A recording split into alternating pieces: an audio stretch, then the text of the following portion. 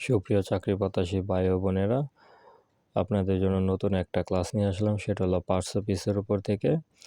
Parts of speech সম্পর্কে যাদের basic clear থাকবে তারা বিভিন্ন চাকরি পরীক্ষায় এটা খুব সুন্দরভাবে আনসার করতে পারবেন।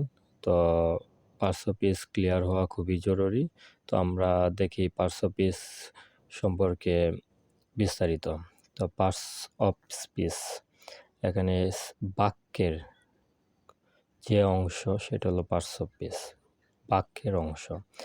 বাক্যে ব্যবহার অনুযায়ী অর্থ প্রদানকারী বিভিন্ন শ্রেণীর যে ওয়ার্ড আছে সেগুলোই হলো পার্টস অফ স্পিচ।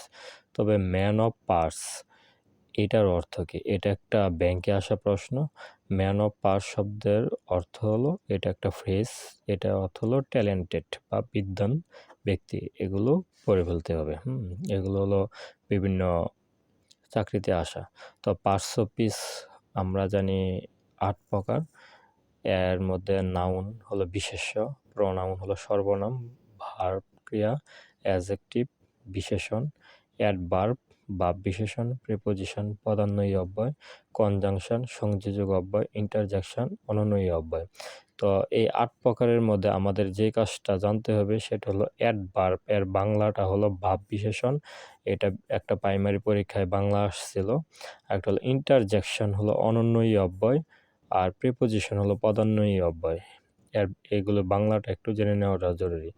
তো এখানে একটা প্রশ্ন আছে যে বাংলাদেশ ব্যাংকের এডিতে আসছিল 2001 সালে, পিটিআই টেক্সটাইল ইঞ্জিনিয়ারিং আসছিল 18-19 সালে। সেটা হলো there are dash parts of speech in English grammar. তো এখানে হলো সঠিক উত্তর হলো 8। তো তারপর আমরা দেখি যে পার্টস অফ স্পিচ 8 প্রকারের মধ্যে প্রথম হলো নাউন। তো নাউন সম্পর্কে আমরা দেখব, নাউনের অর্থ হচ্ছে নাম বা নেমিং ওয়ার্ড। এটা মনে রাখবেন, এটা বিভিন্ন প্রাইমারি বা নিবন্ধনে এই ধরনের প্রশ্ন এসে থাকে। তো নাউন এর সংজ্ঞা কি? যে ওয়ার্ড কোনো কিছুর নাম বোঝায় তাকে নাউন বলে। যে কোনো কিছুর নামই হচ্ছে নাউন। নাউন হলো প্রধানত 2 প্রকার। আমরা বিস্তারিত আলোচনায় যাব, তো তার আগে দেখি নাউন হলো প্রধানত 2 প্রকার। একটা হলো কনক্রিট নাউন, আর একটা হলো অ্যাবস্ট্রাক্ট নাউন। তো